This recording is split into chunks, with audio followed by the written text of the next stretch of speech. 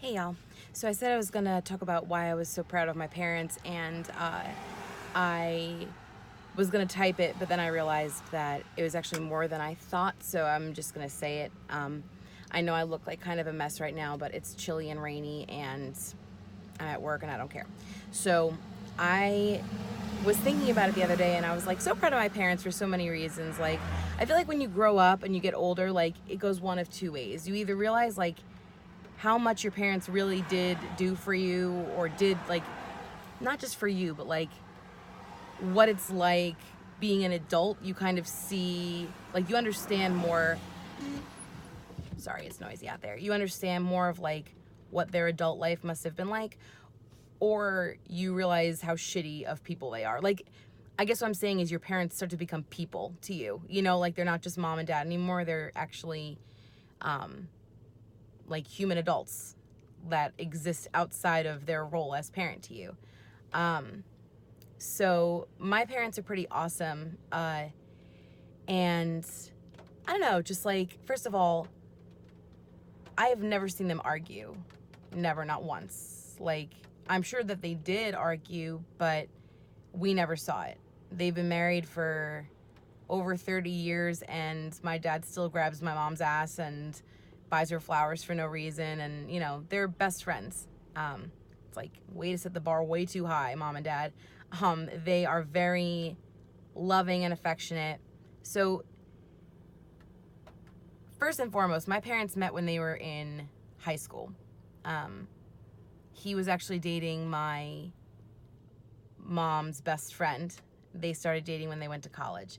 The first thing that impresses me is they grew up Catholic and not super religious at all, just like typical Catholic, like church on holidays, do it because that's what they always believed, but not really. And when they were 19, they started going to church and really just committed to it and made it their, you know, their belief system, which is pretty impressive to begin with, because, you know, religion is a very intimate thing, I suppose, when you're very committed to it. And that was pretty cool that they were able to do that.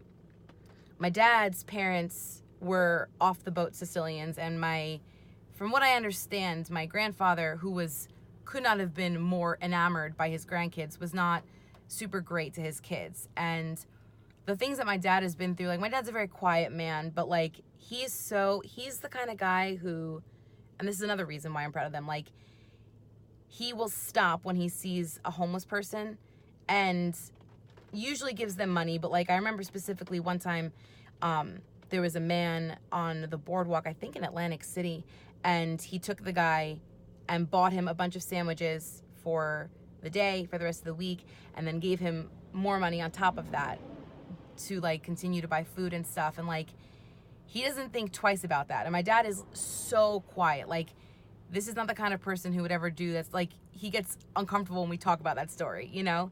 Like, they're just good people. They always open their house to anybody. Holidays, any day of the week, any of our friends, any of our boyfriends or girlfriends, like, anyone was always welcome. My mom always calls it Camp Russo, because Russo is our last name.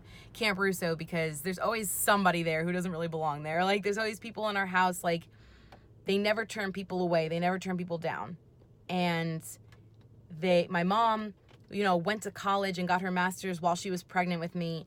And my dad started his own business from the ground up after his father passed away and committed to it. And they've always just done so much and done so much good. And even like the little things, like my mom and dad are great texters, you know, like, that wasn't really, I know that sounds silly, but like, that wasn't really their generation's thing. Like, they are always learning and keeping up with us. And one of the major reasons why I'm so proud of them is because, you know, in our religion, there's a lot of, I wouldn't call it pressure, but it's like just how it is. People are very conservative. People are very Republican. And my parents are always evolving, you know, like, always willing to learn and understand. They come from, you know, they're 54. They're technically, you know, boomer generation, they're whatever, but like, they've never dismissed our feelings. Like, when we talk about being mentally ill, they listen to what we have to say. And they are so strictly still their own people. You know, when life has been unfair to them or people have been horrible to them, like, their character doesn't change. They are still kind and generous people. My mom is the kind of person who will, when she hears someone's family member is sick, like, makes them a tray of ziti or chicken so that they have food, or writes them a card, you know. They are just always looking out for other people, and it's like in their nature. Like, it's not they don't do it for attention. They don't do it because they must do the right thing. They don't even do it as like it's the Christian thing to do. They do it because it's who they are, you know. And especially when the elections were happening, you know, they were not fans of Trump by any means, but they were leaning more towards him because he supposedly espoused, you know, Christian values and was anti-abortion and all this stuff. And my mom, I remember having conversations with her about, you know, about oppression and racism within we're going to try that one more time. Racism within the system.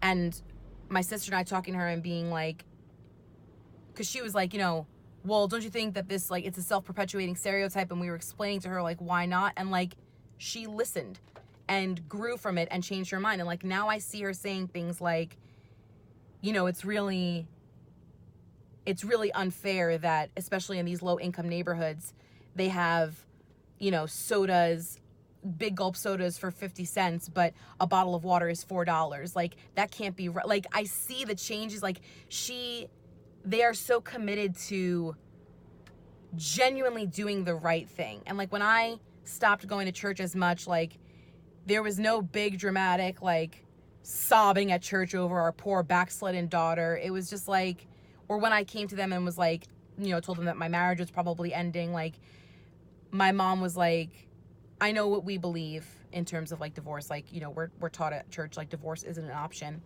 She's like, I know what we believe, but I will never tell you to stay somewhere you're unhappy. She's like, that comes first and foremost, you know? Like, they will do anything for the people they love. And my childhood was so good. We went on vacations all the time. We went on vacation together every summer. My mom is a teacher. My dad, like I said, owns his own business. And we still had dinner together that my mom cooked just about every night. We went to church together every Thursday and every Sunday. They read to us every single night. Like, I don't know how they did it all. I don't know. I don't get it. Like, I can barely find, like, I can't juggle things the way that they can, even now. Like, by the time my parents were my age, they were already married and had me and my sister. You know, and I know that it was a little bit of a different time, and I know that the financial situation was different, and, like, teachers got paid a lot more back then, and my dad was already working at a company that his dad had owned, which he then, like, sold a couple of years after my grandfather passed away. But they are just so much of what humans should be. And they're not perfect, you know. I especially used to get into it with my mom when I was a teenager, especially because she and I were always so similar. We would butt heads a lot. And there are definitely things that they don't understand, you know, about me or about life in general, you know, just coming from their generation and just being individuals as people.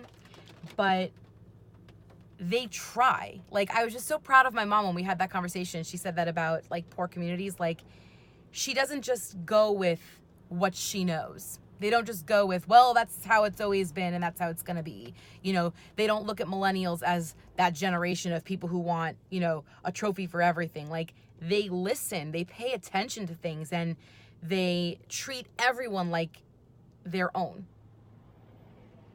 There's a kid who lived down the block from us, my brother, who his family situation wasn't super.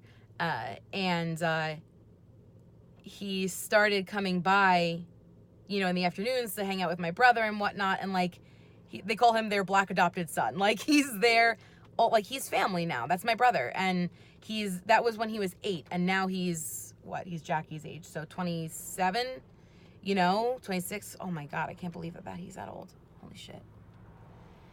Like, They think nothing of taking people in. They think nothing of accepting us for who we are. They care, and they set boundaries and they set rules, and then they were flexible about them. You know, like, we didn't just, like, they were more concerned with being parents than friends, for sure. But now that we're older, like, that they've allowed room for growth in that. They've allowed change. They've allowed flexibility.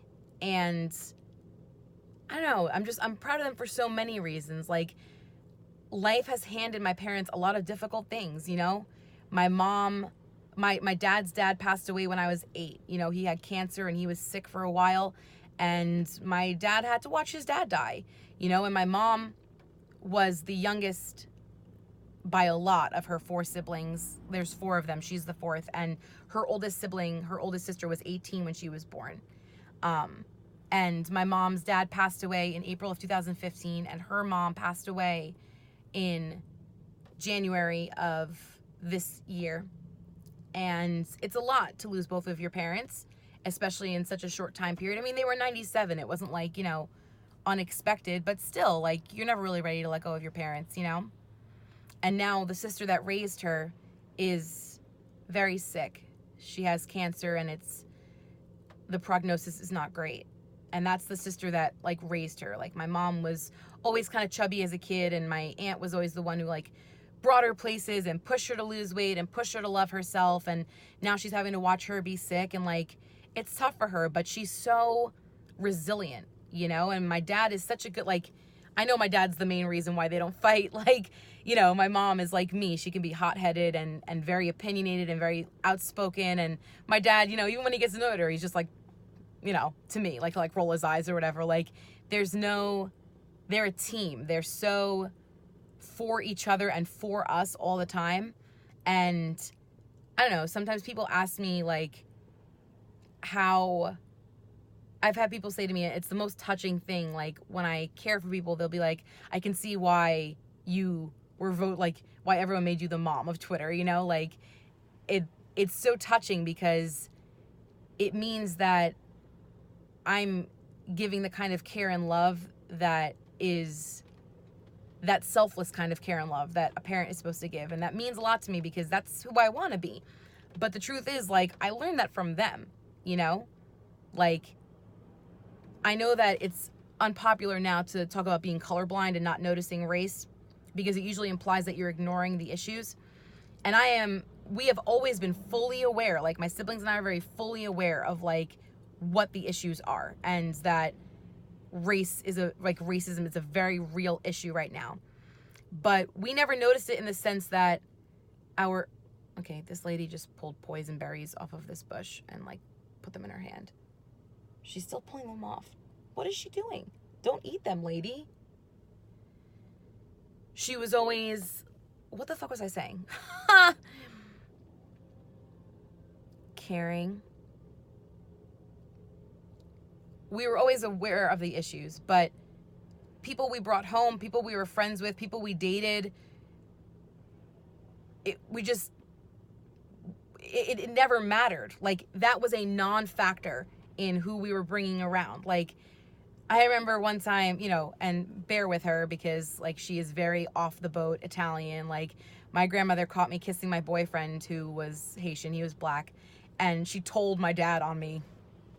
Like, my dad was like, okay, like, what do you want me to do? Like, they are the reason we're so loving. They're the reason we're so accepting. And they've allowed us to teach them stuff. It's just, I don't know. We're really fortunate. And growing up, I didn't even realize that most families weren't like this until I saw other families. Like, they just made it seem so natural. And, like, this is how families are. We have dinner together.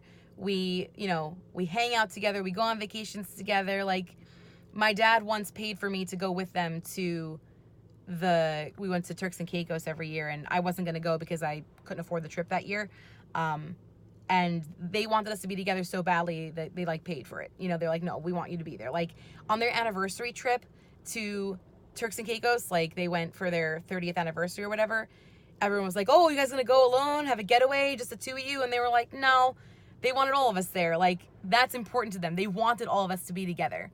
You know, I have a lot of reasons to be proud of them, but mostly it just comes down to the fact that they are genuinely good people. Like, it's not religion that made them that way. It's not their upbringing that made them that way. You know, they had every reason to be not so great people. It's just who they are. And we are, the four of us, we are very fortunate to have them as parents. We are, my siblings and I, we are best friends. Always have been for the most part. You know, my brother annoyed us a lot when we were younger, but we were all 18 months apart. And we were all 18 months apart. The three of us are 18 months apart. And then, And then my mom they had my youngest brother when I was 15. And if you ask my mom, like, was that, like, she was getting her master's, she was becoming a teacher, my dad was starting a business, they bought a house, they had the three of us all close together. And you ask my mom and you're like, how did you manage that? She's like, how was that? She's like, it was fun. I'd do it again. You know, like, they are just good people.